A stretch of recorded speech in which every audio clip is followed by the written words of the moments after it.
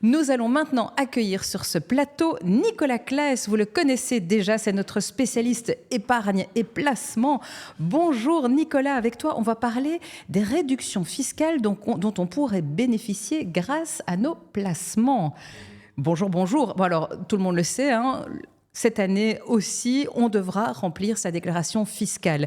Pour rappel, ça doit être rentré pour le 28 juin si vous remplissez le format papier ou pour le 15 juillet si vous utilisez la déclaration en mode digital, en ligne.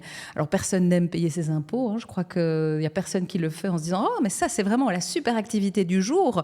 Mais par contre, il y a moyen de diminuer la facture. Entre autres, si on a suivi tes conseils des émissions précédentes et qu'on a, par exemple, investi en bourse. Et donc, on va parler de ça aujourd'hui parce que tu m'as un peu fait miroiter des choses de nouveau en coulisses avant qu'on ne rentre dans le studio. On peut faire une économie qui va jusqu'à 1 250 €, c'est ça ? Oui, ça peut aller jusqu'à 1 250 €, voire même plus si on a des produits très spécifiques. Mais ce dont on va parler aujourd'hui, on verra qu'on peut diminuer sa facture, enfin ses impôts de ce montant donc assez appréciable de 1 250 €. C'est toujours bienvenu. Qu'est-ce qu'il faut faire pour ça ?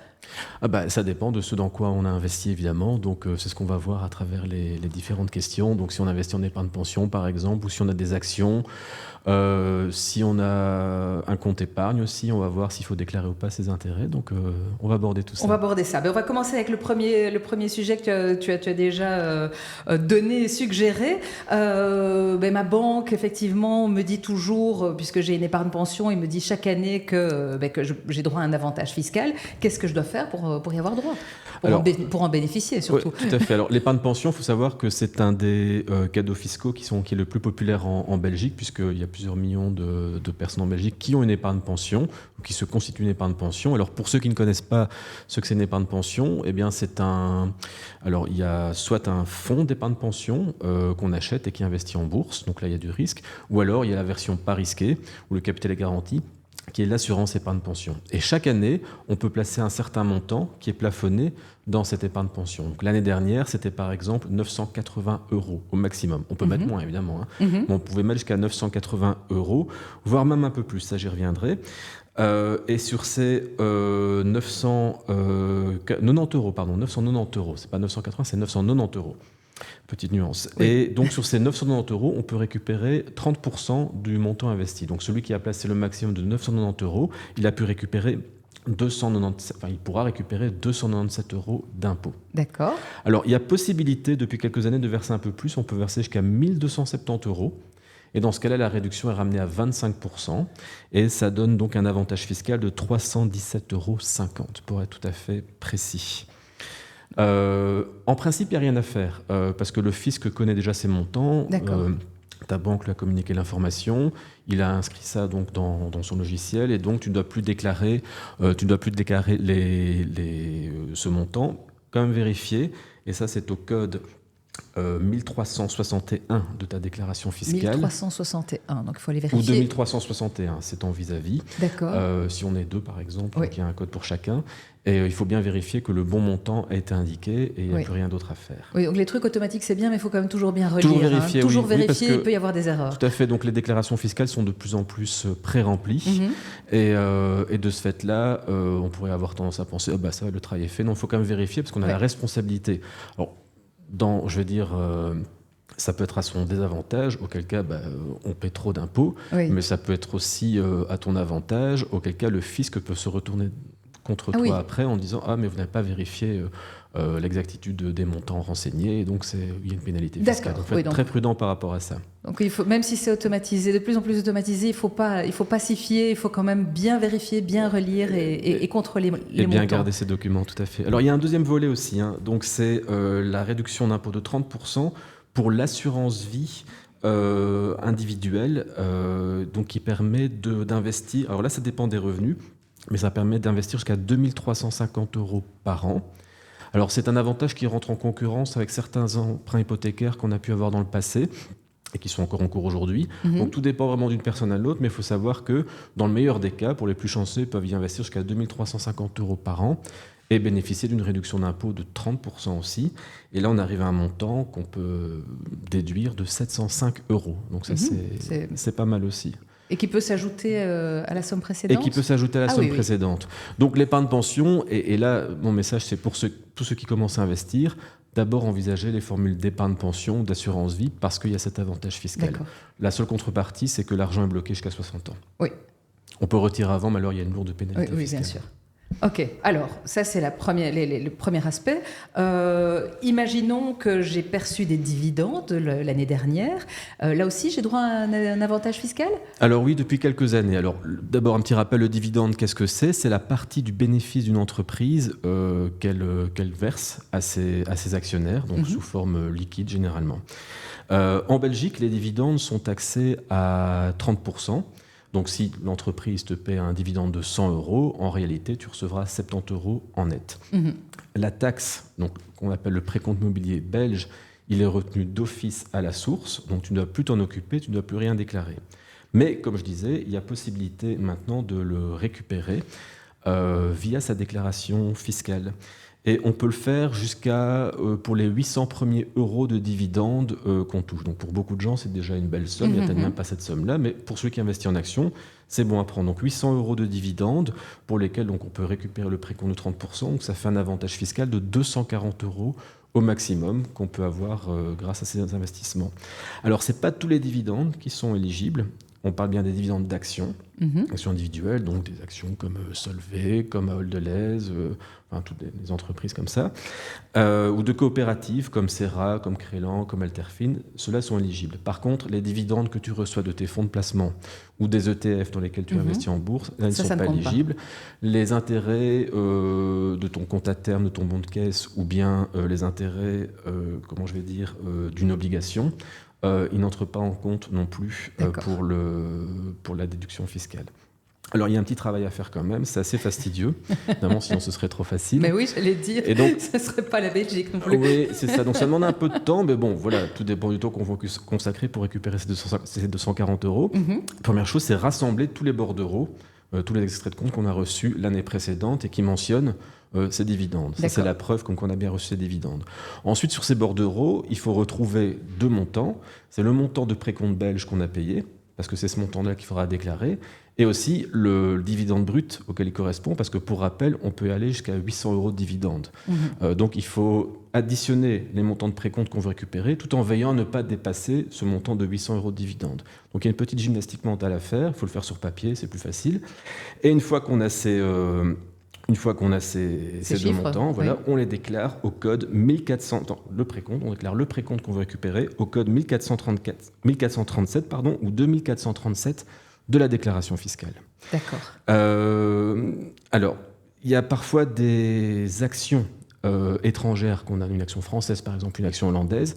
Là, le dividende dont il faut tenir compte pour calculer les 800 €, ce n'est pas le dividende brut, mais c'est le dividende brut moins la retenue à la source étrangère. D'accord. Donc avant le précompte belge, mais après la retenue à la source étrangère. J'ai l'impression que la plupart des gens vont revoir cette séquence en faisant des pauses, en prenant des notes, en passant au ralenti, parce qu'il y a tellement d'informations, c'est difficile de vraiment tout retenir. Ou alors ils peuvent lire l'article qu'on a publié sur notre site internet, sur le site de Test Achat Invest, c'est une très bonne idée. Tout est très bien repris et détaillé. Mais enfin bon, c'est quand même un plaisir de t'avoir sur le plateau, donc on va en profiter, et on va en profiter jusqu'au bout. Imaginons que j'ai ouvert un compte auprès d'un courtier qui n'est pas en Belgique. Est-ce que je dois déclarer ça ? Alors oui, c'est conseillé parce qu'en fait, c'est même obligatoire en fait. De toute façon, il faut le faire parce que les pays, en tout cas en Europe, pratiquent ce qu'on appelle l'échange d'informations. Donc si tu ouvres un compte qui est géré en fait par une institution étrangère, cette institution va déclarer l'existence de ce compte aux autorités de son pays, qui lui-même va communiquer au fisc belge. Et donc, le fisc saura de toute façon que tu auras ce compte à l'étranger. Alors, ouvrir un compte à l'étranger, ça ne veut pas dire que tu te rends à l'étranger pour ouvrir un compte. Non, ce sont des acteurs étrangers qui proposent, via Internet, souvent, donc d'ouvrir un compte à des clients belges. Donc, ça se fait, le site est en français ou en néerlandais pour la Belgique. Et donc, on peut l'ouvrir depuis chez soi. La seule chose, c'est que la société n'est pas établie en Belgique. Ce n'est pas illégal, on a le droit tout à fait de faire ça, pour autant qu'on le déclare. Oui. Alors, il y a deux choses importantes. La première chose, c'est qu'une fois que tu as ouvert ton compte, il faut le déclarer au point de contact central de la Banque nationale de Belgique. Alors, je ne vais pas donner l'adresse Internet ici. Il suffit de taper dans Google « point de contact central de la Banque nationale de Belgique ». et on arrivera sur un lien qui permettra d'accéder au formulaire, qui permettra lui-même donc de remplir les données nécessaires pour qu'on puisse identifier ce compte. C'est fastidieux, voilà, on se demande même pourquoi ça existe encore, mais c'est obligatoire. Il vaut mieux le faire parce qu'il peut y avoir un risque de sanction à la clé. Enfin bref, faut pas c'est être dommage parce que par rapport à puisqu'ils ça. sont au courant, pourquoi est-ce qu'on doit le déclarer? Ça devrait être automatique. Exactement. Et qu'on n'ait qu'à vérifier si c'est bien correct. Ah oui, alors c'est parce qu'évidemment l'échange d'informations, ça s'est mis en place progressivement, donc c'est sans doute pas encore parfait. Donc ils veulent s'assurer que tout le monde déclare ses comptes. Mais effectivement, à un moment donné, il faudra se poser la question pourquoi mettre autant de freins à l'ouverture de ces comptes à l'étranger? Parce que c'est un frein au moins psychologique pour la plupart des gens, alors qu'il y a des acteurs étrangers qui proposent de bonnes conditions. Alors la deuxième chose, c'est pas fini. Chaque année dans sa déclaration fiscale, et là il faut le faire au code 1076 de ta déclaration fiscale, il faut dire que oui, j'ai un compte à l'étranger, donc j'ai un compte en France par exemple, ou en Allemagne, aux Pays-Bas, et ça c'est obligatoire aussi. Et dernière chose, c'est que ces acteurs étrangers, généralement, ils ne prélèvent pas toutes les taxes auxquelles on est soumise. Donc si par exemple tu perçois des intérêts, ou des dividendes, au-delà des 800 € dont on parlait tout à l'heure. Donc si tu perçois des intérêts ou des dividendes, généralement, ces acteurs étrangers ne retiennent pas le précompte mobilier belge de 30%. Et donc c'est à toi de déclarer ces revenus dans ta déclaration d'impôt pour ne pas avoir de blague. Et là, c'est au code 1444. D'accord. C'est noté. Vous avez noté, hein, je compte sur vous. Oui. Bien. Alors, revenons à quelque chose que la plupart des Belges ont probablement. Est-ce que je dois déclarer les intérêts de mon compte épargne ? Alors non, s'il s'agit d'un compte d'épargne réglementé. Donc c'est la plupart des comptes d'épargne qui sont offerts en Belgique. Un compte d'épargne réglementé, comme on le reconnaît, c'est un compte qui offre un taux de base et une prime de fidélité. Voilà, ça suffit généralement à la définition, grosso modo, du compte d'épargne réglementé. Donc les intérêts ne sont pas soumis au précompte mobilier de 30% habituel. Heureusement, parce que dans d'autres capsules, on a vu à quel point ils rapportaient vraiment pas grand-chose. Donc si en plus... Si en plus ils sont imposés, voilà. Ça rapporte vraiment plus grand-chose du tout. Attention toutefois, parce que l'exonération d'impôt vaut pour la première tranche de 980 € d'intérêt. Donc l'année passée, c'était 980 €. Alors évidemment, arriver à 980 € d'intérêt, ça veut dire qu'on dispose déjà d'un certain capital. Quand les taux étaient très faibles, il y a quelques années, il fallait presque posséder 1 million d'euros en compte pour dépasser ce plafond, donc quasiment personne n'y arrivait. Aujourd'hui, les taux ont quand même remonté. Ça ne rapporte pas beaucoup, mais il y a quand même des comptes qui rapportent 2, voire 3%. Alors, je vais prendre l'exemple d'un compte qui aurait rapporté 2% l'année dernière. Tu atteins ce plafond de 980 € à partir de 50 000 € d'épargne. Donc, il y a des gens qui ont au moins mis 50 000 € d'épargne sur leur compte d'épargne. Alors, si tu as mis ça sur un seul compte, si tout ton épargne est sur un seul compte, eh bien c'est la banque qui va s'occuper de prélever la taxe au-delà des 980 € d'intérêt. Et là, c'est un précompte, donc libératoire, tu vas plus le déclarer, de pas 30%, mais de 15%. Donc il y a un petit avantage fiscal quand même. Mais par contre, si tu as dispatché ton épargne sur différents comptes, dans différentes banques, eh bien, et que tu n'atteins jamais ce plafond de 980 €, ta banque ne sait pas, ne connaît pas forcément l'épargne que tu as ailleurs, donc elle ne va pas appliquer le précompte. Donc c'est à toi d'additionner l'ensemble des intérêts que tu as perçus en 2023 et de voir si ça dépasse 980 €. Si ça dépasse 980 €, tu dois déclarer le surplus dans ta déclaration fiscale. Et ça se fait au code 1151 ou 2151 de la déclaration. Alors c'est un plafond par personne. Donc pour les gens qui sont mariés ou qui ont un compte au nom de 2 personnes, ou les gens qui sont mariés sous le régime légal ou de la communauté des biens, ou sans contrat de mariage, ce montant c'est x2. D'accord. Alors il y a aussi un dernier aspect, c'est si tu as des enfants qui sont encore mineurs et qui ont un compte d'épargne, ça arrive souvent, perçoivent des intérêts, tu es censé aussi reprendre leurs intérêts sous tes propres intérêts. Donc ça concourt au plafond de 980 € d'intérêt. Si les enfants sont majeurs, c'est leur propre déclaration. Ok, d'accord. Bon. Voilà, je crois que j'étais complet. Je pense qu'on a fait le tour de cet aspect-là de la question. Alors, une autre question, un autre volet, plus moderne et contemporain, pour ceux et celles qui investissent en crypto-monnaie et qui gagnent, parce que c'est pas toujours le cas, mais celles et ceux qui ont des gains, est-ce qu'ils doivent les déclarer aussi ? Alors, ça dépend. Ça dépend. Oui, c'est jamais simple. Ça va être facile, ça, encore une fois. Facile. Et comme c'est une nouvelle matière, les lignes ne sont pas encore très claires, à vrai dire. En fait, il y a 2 façons de gagner de l'argent avec les crypto-monnaies. C'est soit on a reçu, via ce qu'on appelle du stacking, hein, c'est assez technique, mais des sortes d'intérêts, en fait, parce qu'on a bloqué ces crypto-monnaies pendant un certain laps de temps. Et donc, on reçoit une forme d'intérêt. Ces intérêts-là, de toute façon, il faut les déclarer. C'est au cadre 7 de la déclaration, au code 1444-2444, et ils sont imposés à 30%.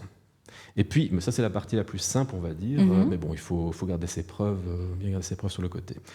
Et donc ces extraits de compte. Pour le reste, l'essentiel des gains, ce sont quand même les plus-values qu'on peut faire. Donc on a surtout que ces derniers temps, le Bitcoin, par exemple, a explosé. Il a encore gagné 30% la semaine dernière. Donc c'est beaucoup. Donc il y a des gens qui vont être tentés, alors que ça a bien remonté ces derniers temps, de prendre leurs bénéfices. Alors est-ce que la plus-value est imposable ou pas? Mais là, ça dépend. Et il y a 3 cas de figure. La plupart des gens, je veux dire, agissent, comme on dit, en bon père de famille, c'est-à-dire qu'ils investissent sporadiquement dans le Bitcoin, dans les crypto-monnaies. Pour ces gens-là, il n'y a pas de problème. Alors la définition de père de famille est justement assez vague, mais en gros, c'est des montants qui ne représentent qu'une petite partie de ton patrimoine global. Tu ne fais pas des transactions tous les jours, mais 1 ou 2 fois par an ou quelques fois par an. Mais voilà, donc ça ne constitue pas une activité à part entière, c'est vraiment une gestion de portefeuille sur le côté. Ça n'est pas un revenu principal. Dans ce cas-là, tu ne dois rien déclarer. Maintenant, si tu investis souvent en crypto-monnaie, si tu recours à des softwares de trading pour améliorer tes performances ou investir de façon plus précise, si tu investis de gros montants, le fisc va commencer à se poser des questions et va dire « Ah, mais là, ça tombe en fait sous les revenus divers, c'est un profit plus spéculatif. » Et donc là, tu vas être imposé à 33%. Et donc, tu dois déclarer à ce moment-là tes plus-values à la partie 2 de ta déclaration fiscale, au cadre 15, sous les revenus divers, et c'est le code 1440-2440. Alors, tu dois déclarer tes gains, mais tu peux déduire aussi les éventuelles moins-values que tu as faites au cours des 5 dernières années. Éventuellement aussi les frais, si tu as eu des frais. D'accord.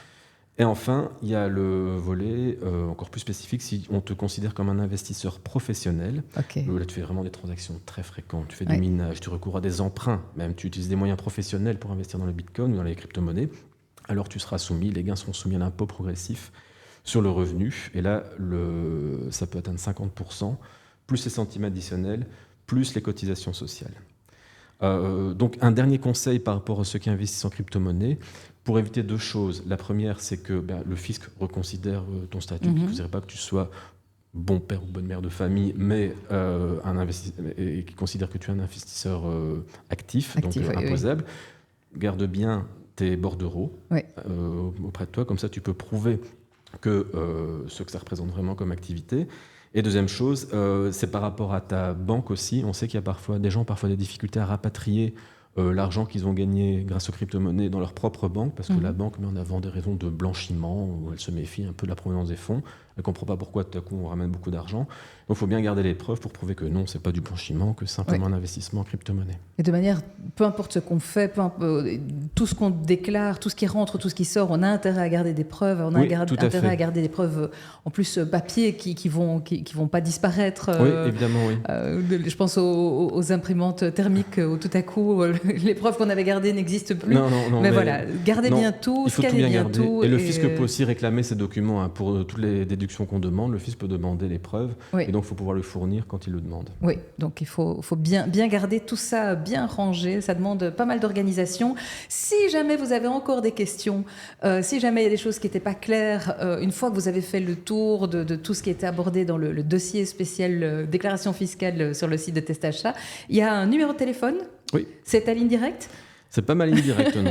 Je ne réponds pas personnellement. Mais bon, c'est le seul numéro de téléphone du service qui pourra vous répondre par rapport à ces questions fiscales. C'est le 02 542 33 96 542 33 96.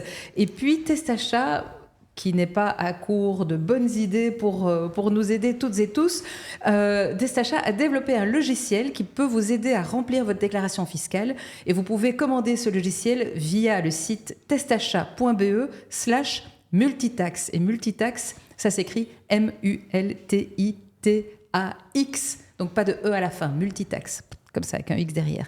Voilà, donc vous allez voir ça et vous allez normalement, en tout cas je l'espère, avoir la réponse à la plupart de vos questions. Sinon, on a toujours la possibilité de poser nos questions, d'adresser nos questions directement à l'administration fiscale pour leur demander... Aussi, oui, ils sont disponibles jusqu'au 28 juin ou 30 juin, je pense. Alors, un petit conseil d'expérience, plus vous attendez, plus vous serez nombreux à avoir besoin d'un conseil et donc moins ils seront disponibles. Ne tardez donc pas, faites pas comme moi. Merci beaucoup Nicolas. Merci, au revoir. Mais à très bientôt, j'espère, pour un nouveau sujet investissement. Oui.